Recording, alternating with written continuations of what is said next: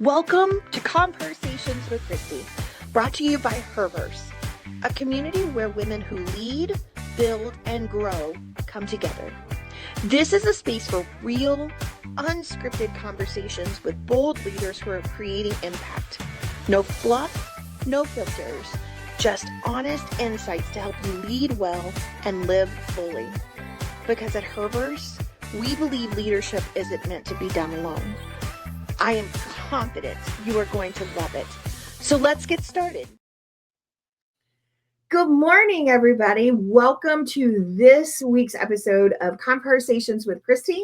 I'm Kristie Clayton, and I have the honor and privilege of having Casey Brown with me today. And Casey, we've been friends for a very, very long time, so I know you well, but I'd love for you to introduce yourself to the audience. And who is Casey and what is Boost? Thank you. Yeah, Casey is a pricing geek, which I say with great affection. I love pricing. I have a great amount of passion for it, and not necessarily just because I'm an engineer by training and I love numbers and I love spreadsheets, and dollars and cents are fun to play with on a spreadsheet. But for me, why I love pricing is really about the mission and the passion to help businesses, entrepreneurs, women command the prices they deserve. I see so many people that accept less than their worth because of a lot of reasons, fear and a million other things. And I believe if you're excellent at what you do, you ought to be paid like you're excellent. And so for me, pricing is a alignment of value for the value that you create, and it's about justice. And so that's kind of my passion. We at Boost help companies and individuals command the prices they deserve. We offer a series of training products and other solutions to help people do that. But for me, the why is really about staring in the eyes of men and women every day who pour their hearts out for quality and service and excellence. And I can't stand letting that go under rewarded. I love that. I love that. And I can speak personally to that because you really helped me for a long time realize the value.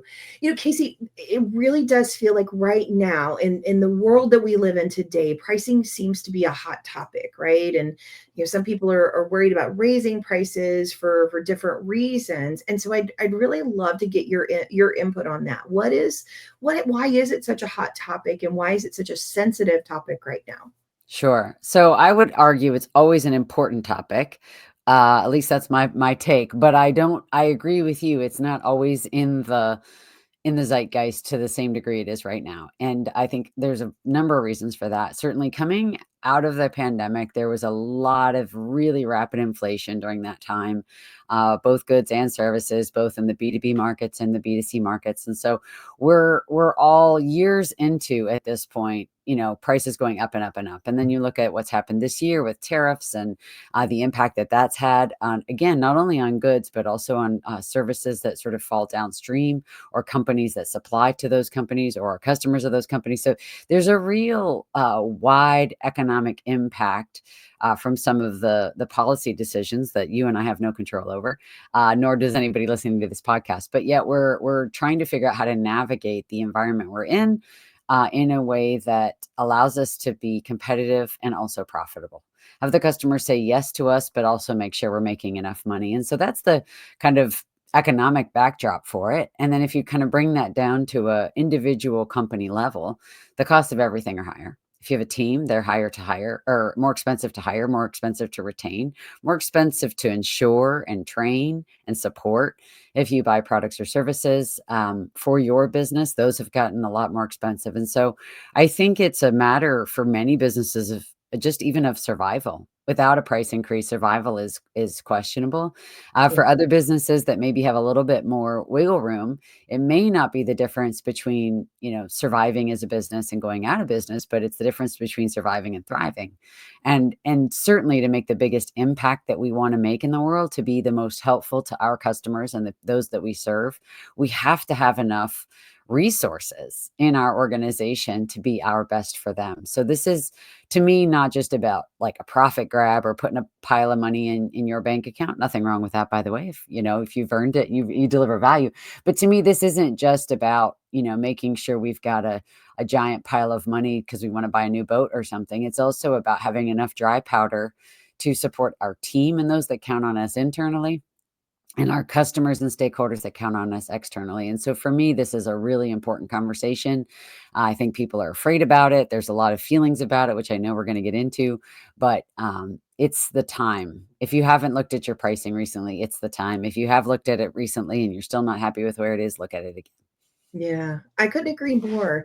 And I think you nailed it too. It is such a sensitive topic right now for so many because of the surviving mode, but also there is this awareness of everybody is the prices are increasing for everybody. And so my customers are also sensitive. My clients or, whoever I'm serving, they are now very aware of how much, prices are changing.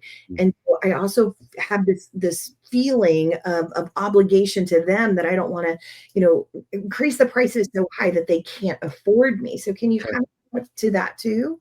Sure. There's sort of two things a little bit threaded together there. You went somewhere. I thought you were going to ask a different question. So I'm going to answer a question you didn't ask, but then I want to bring it to the question you did ask. So the idea that it's kind of coming from all sides. And as I mentioned, this isn't just the impacts of the 2025 changes, but we're also years into now some pretty after, a decade plus of 1 or 2% inflation, we've had like, very high inflation for the past several years.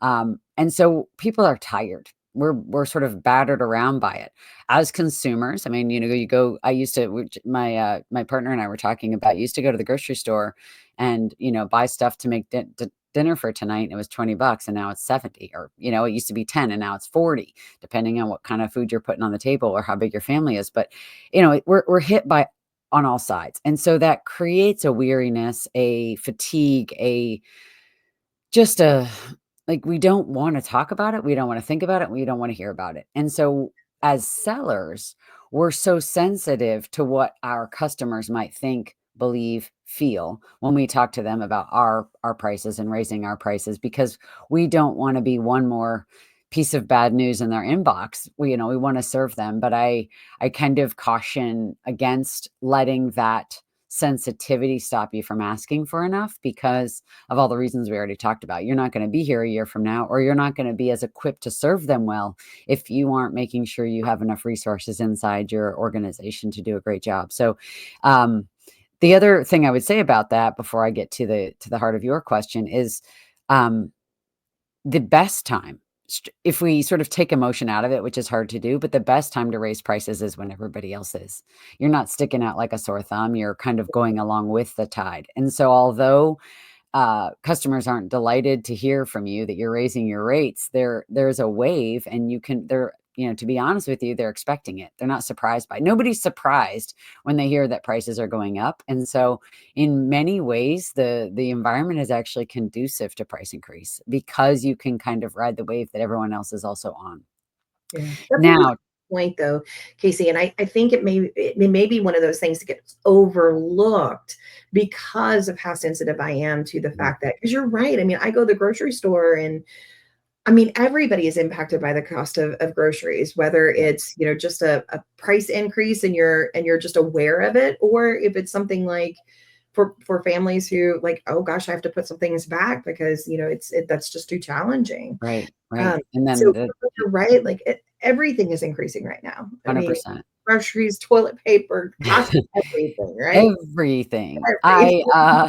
And then so now I wanna kind of that was the sort of a backdrop, but if I tie that a little bit to the question you asked around access and a heart for service, which you clearly have. And I think most, frankly, that are in a professional services field, you have expertise or something valuable to offer your clients, and they're not just buying a widget from you. Nothing wrong with widgets. We have plenty of clients in manufacturing and distribution space. There's a heck of a lot of care and quality and concern that pour into those as well. But when you're selling a service, and particularly when that service is rooted in your personality or your expertise, and you're really helping people. You're really helping their business, their world. There's a lot of maybe empathy that can bleed into I don't want to charge more. I feel bad for them about this. And I would say that if we kind of always anchor on this is about service, and if I'm charging enough, I'm able to serve better. That's one thing to keep in mind. And then when it comes to access, I would never tell anyone providing services that they shouldn't make some strategic decisions about where and when to alter the advice I'm giving. In other words, I say charge as high a price as you can for your value. That's not no more, not a penny more. But if your value is a 10, then you should charge like you're a 10, not like you're a 6. But if you have some clients that you serve, or a population of entrepreneurs, or consumers, or business owners, or that you serve, that otherwise now have a barrier to access, if you raise your prices past a certain point, you can also have some pro bono spots, or some low bono, they call them low bono slots. I Cool. think the key with stuff like that is to be structured with it. So you might say, I have room in my as a strategic decision, one entrepreneur coaching session per month, I'm going to do at the low bono price of 50% of my normal rate. And you could have a little application process for it, or you can, essentially in that way, because people will come and ask for discounts. People will come and ask for free. I just want to pick your brain. They will, and you can say, hey, I have a limited number of spots available for that. I'm booked through October right now. If you'd like to apply for the November spot, here's a simple Google form that you can use to do that. And so there's a couple of things that are accomplished there. One is, if you have a structure for it, you don't end up giving away way more than you intended. And all of a sudden now you're tired and hungry, right? You're working really, really hard, going broke. Like, so you have a structure that keeps boundaries around your giving, which is important, because people in professional services firms are givers first. They're servers first. They want to serve. They want to help. And if we don't create boundaries around it, we can really get ourselves in trouble. The other thing is, then when you're talking to someone who's asking you for help, you can kind of point to the structure. Like, the structure's to blame for why you can't have this for free from me today. This Yeah. is the structure I have. If you want to kind of get in line with this structure, there's a way I can help you. The last thing I want to say, I love with stuff like this, asking people to do a simple form or something, not like 70 pages of information, but if they're not willing to take 5 minutes to fill out a simple form about why they are looking for this kind of help from me, then I am, feel a lot less guilty, or less inclined to just say I should do something for less than it's worth. So, you may have a certain, this may be kind of aligned with certain, like, hey, I want to help, women of color in a certain industry, or I want to help people in the creative industry, or or it may not be that specific. You can keep it open, but build a structure around it to keep yourself from just bleeding away all your resources and time and energy. Yeah. No, I love that, because that is one of the things, like my integrator, my COO will tell you, if it were up to me, I would give everything away. Right. And she's just like, Yeah, that's you just want to help. I do. I want to Mm, help, but I've also done it at the detriment of myself. Right. yeah, And that's and where, those that you serve ultimately. yes, Yeah. yes. Because there's two things that stand out to me. Number one is I'm not being an example to them.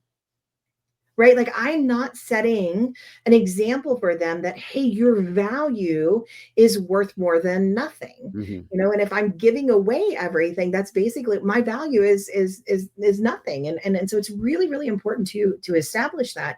And so we did exactly what you said. We put a structure in place. I do have a heart to give back. And listen, there's been so many people that have poured into me that I want to be able to do that when I can, but I did have to limit it. And so I also recognize that there are some women that they just simply, like, getting coaching, getting, involved. Like, it's not in their budget whatsoever for different reasons.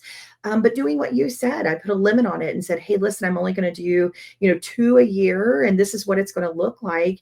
And I tend to work with those who are in nonprofits who don't have, really big budgets. Like, Yep. those are people, they can apply for it. And that's who I work with in that space. And so, you're right, though, because the first when I first started doing that, I was like, oh, I'm going to do this pro bono. Suddenly everybody was like pro bono, and Yeah. and my integrator was like, when are we ever going to start charging?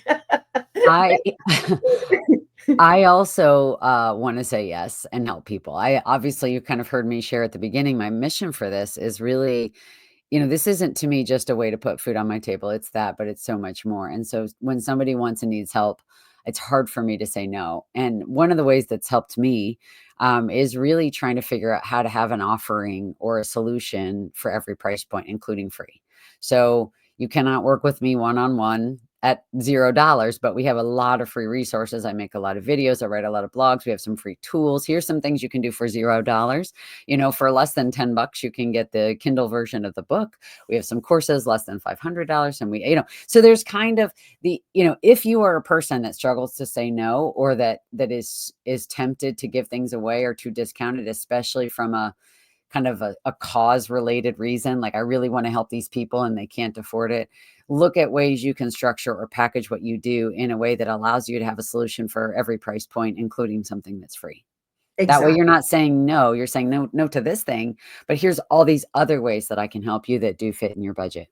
Yeah, I love that. I love that.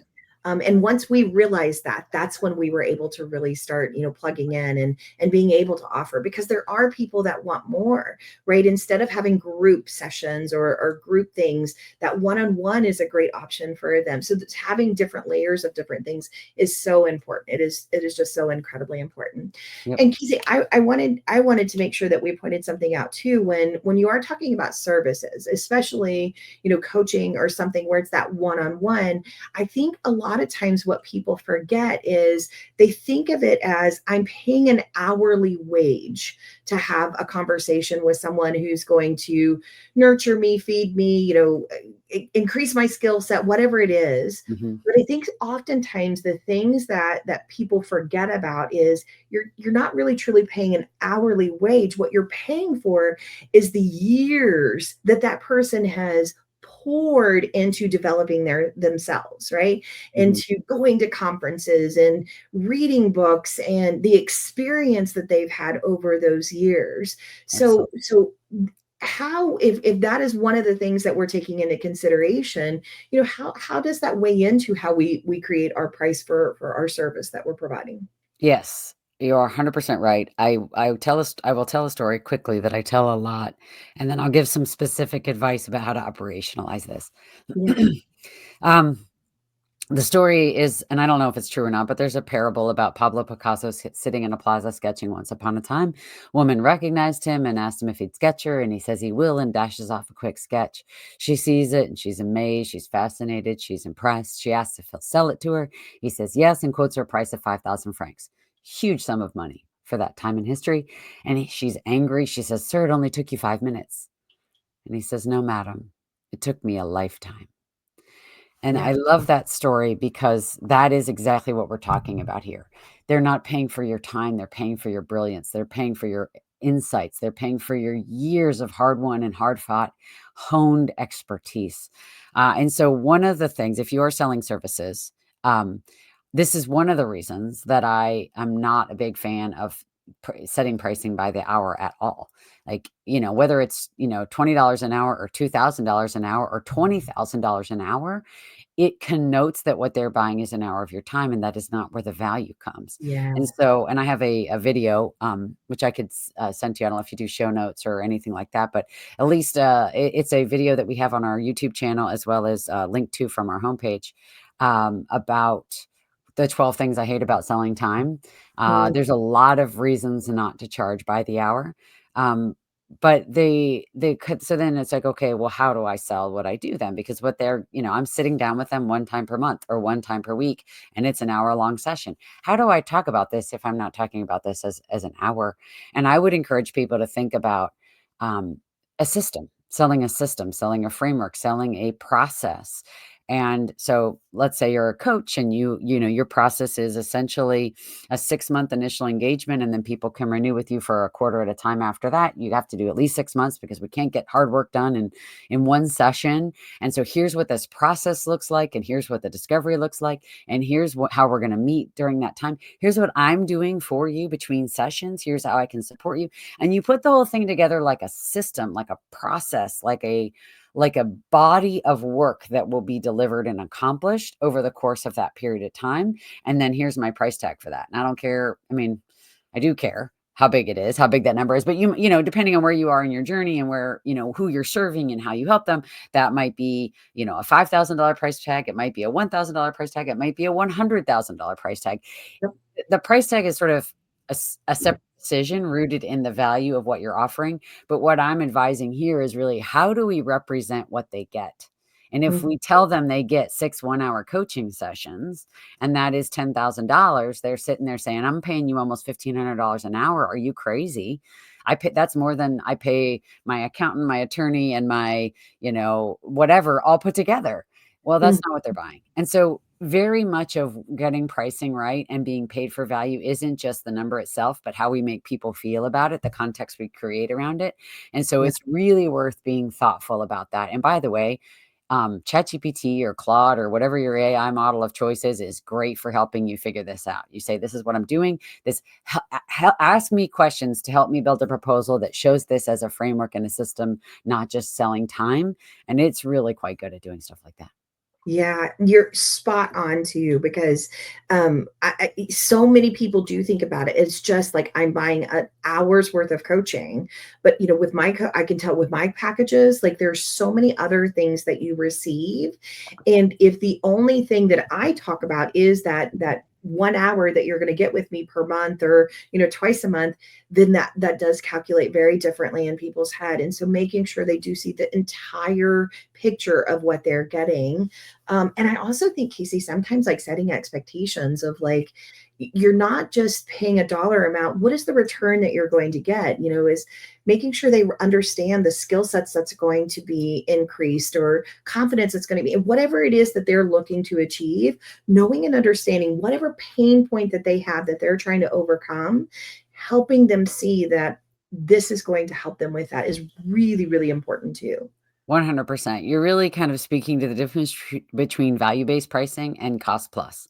Because if Yeah. you're paying me for X hours, that's a cost plus. But frankly, what what does an hour of my time mean to you? Like Mhm. an hour as a unit of measure in your life is useless. But if you could confidently and masterfully increase your prices and feel comfortable and courageous in front of your customers, communicating and defending that pricing, what is that worth? And so staying focused on the outcomes that they're after and how your work helps them support that, and helping them, and not everyone values the same outcome the same way. So, I would like to get a promotion at work and feel more confident standing up to this guy in my department who's kind of a bully. And can you help me with that executive, coaching? Yes. Okay, great. What would that be worth to you? That same list of outcomes might be worth twice as much to another person. So there's not, it's very subjective, which I think increases the difficulty of figuring out how to get this right. But this is why it's so important, not just to talk about what you'll do, but what that means, because it's never going to be the X hours of coaching or the X resource guides or the X worksheets that sells them. It's the solution to a pain point. It's the achievement of an aspiration. It's connecting with a goal. It's solving a headache. And if you can help them understand how you're the best equipped to do that, price becomes a very secondary consideration. I love that, because spot on. Like, I could not agree more with you in what you're saying. It's pricing is such a sensitive topic, but yet it is also one of the most critical pieces that we have in our businesses. And if we're not confident in what we're providing, the value that we're providing, and pricing it accordingly, then it really can be extremely detrimental to ourselves and to our businesses. So thanks for bringing attention to it. Casey, one thing that I'm always curious about, I know why, I love that you love to help people really help explain their value and make sure that they're charging the right price for their services. But I'm really curious, how did this become such a passion for you? A little bit on accident is the short answer. It's not like I was, in 7th grade at career day watching the lawyer, the doctor, the painter, the teacher, like I did not know pricing was a field. I didn't know that existed.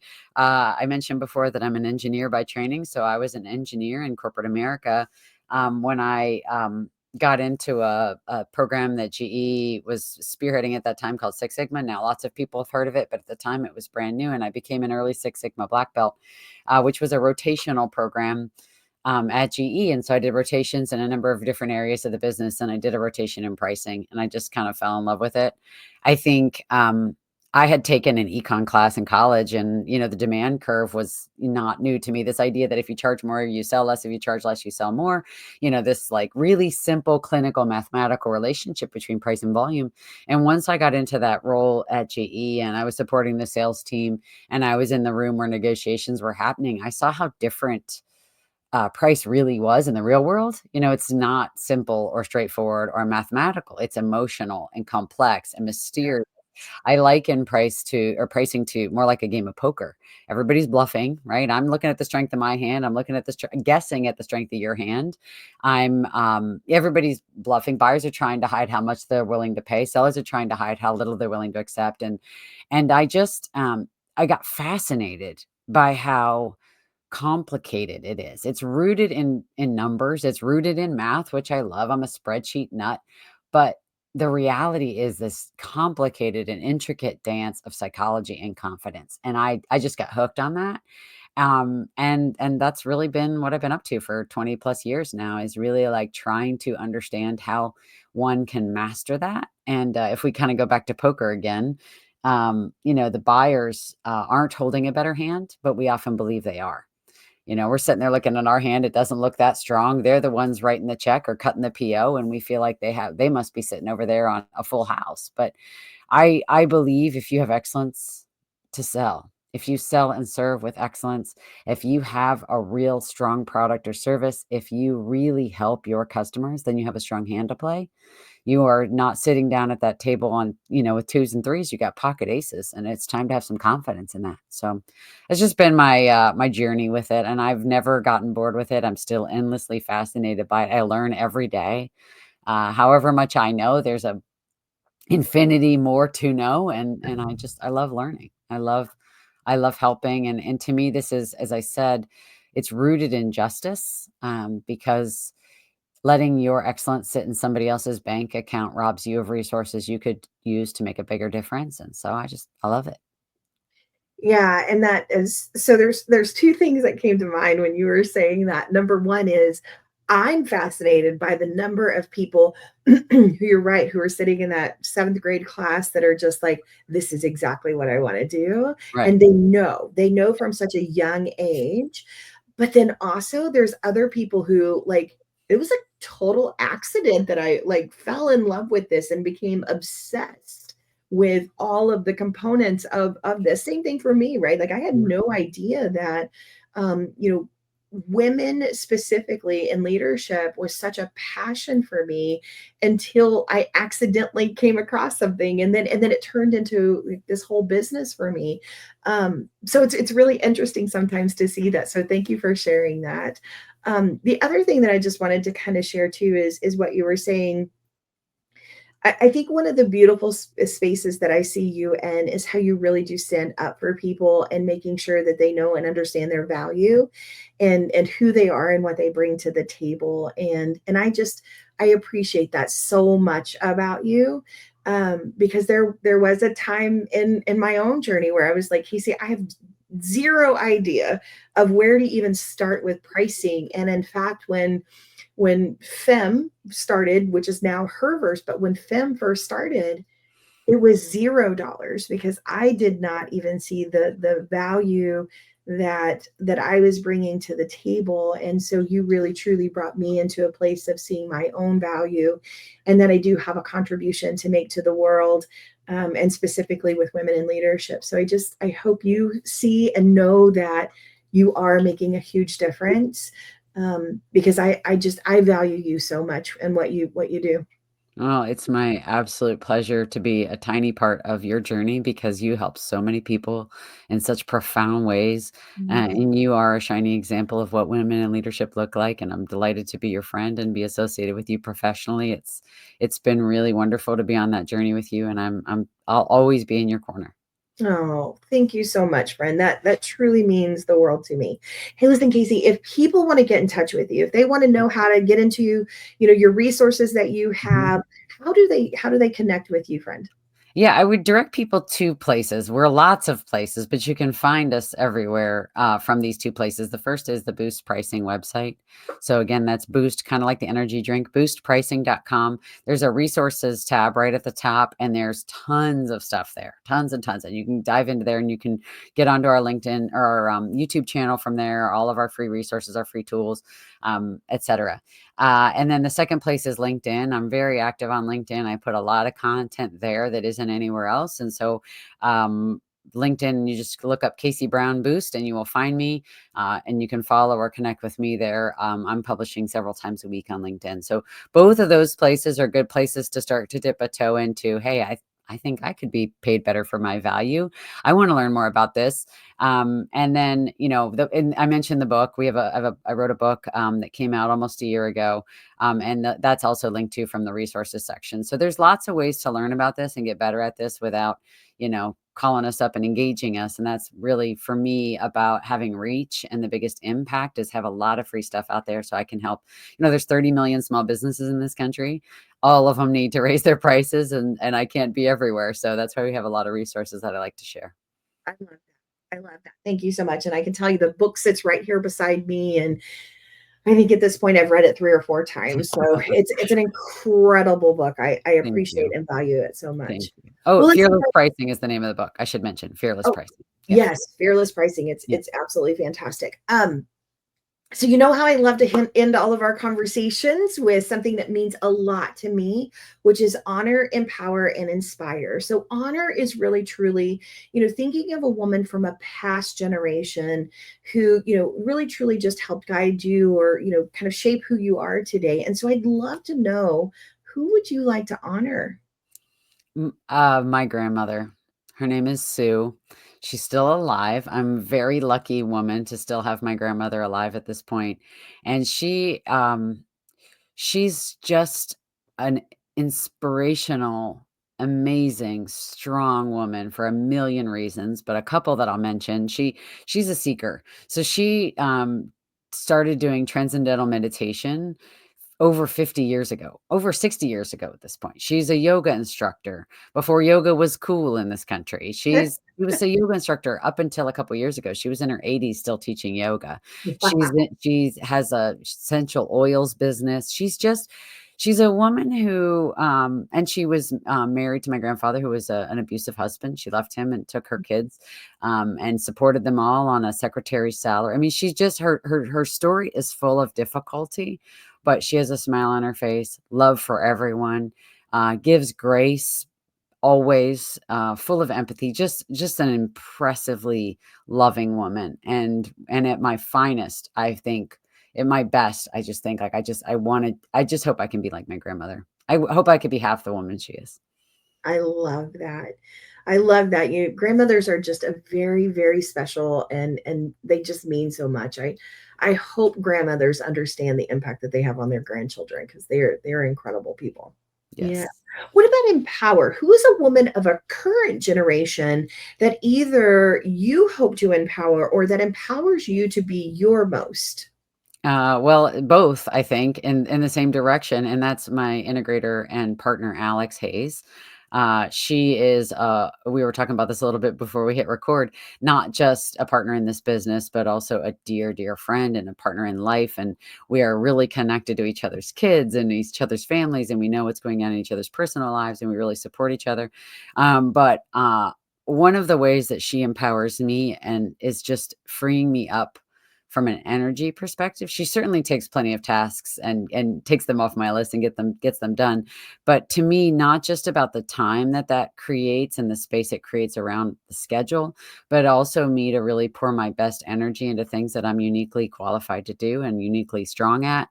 So she's just great for my energy. She's also incredibly positive, total can-do attitude, total like let's conquer the world kind of attitude from a place of love and empathy. And so she's great for my energy. And likewise, I hope to empower her. She's younger than me by a good number of years, but no less accomplished and no less successful. But I think that at Boost, what we're seeking to do, what we're working on now, and some things we've got coming up. I'm really excited for her to lead into where we're headed as an organization. She's got so many great ideas, and it's just fun to give her a platform to do her best work. So that's the answer to that, Alex Hayes. I love her. And Alex is she's just an amazing person. I love 100%. Alex. 100%. And then what about inspire? Who is a woman of a future generation that you hope to inspire? Well, I'm going to lump a few folks together. I have 9 nieces and 2 daughters. So these 11 young women are my why in terms of thinking about inspiring future generations of women. And I think particularly with my girls, I started this company when they were babies. And I was a single mom, had just gotten divorced, no safety net. It was a bit of a crazy thing to do when I look back at it, but there were plenty of times over the course of owning this business that there were tough choices to be made. I was booked to speak in San Francisco, but it was the ice cream social at school, and I couldn't be at some things. And there were really, there were a lot of advantages of being an entrepreneur as a mother, but there were plenty of difficulties too. And there were some things that I missed, and that was hard on me and it was hard on them. And I remember thinking what got me through those times is just thinking that my girls were going to grow up watching a woman chase her dreams unapologetically, and what a gift that is for them to have that example. And I've stumbled and I've struggled and I've failed plenty for sure, but that's also part of the example. It's like when you stumble and you struggle, you get back up. And so for me, these 9 nieces and 2 daughters, just for them to feel free to chase what they're really excited about in this life and to do it unapologetically and take up space as women in a world that doesn't always give them space. And that's my why there. I love that. We are flawsome people. Flaws and awesome all at the same time.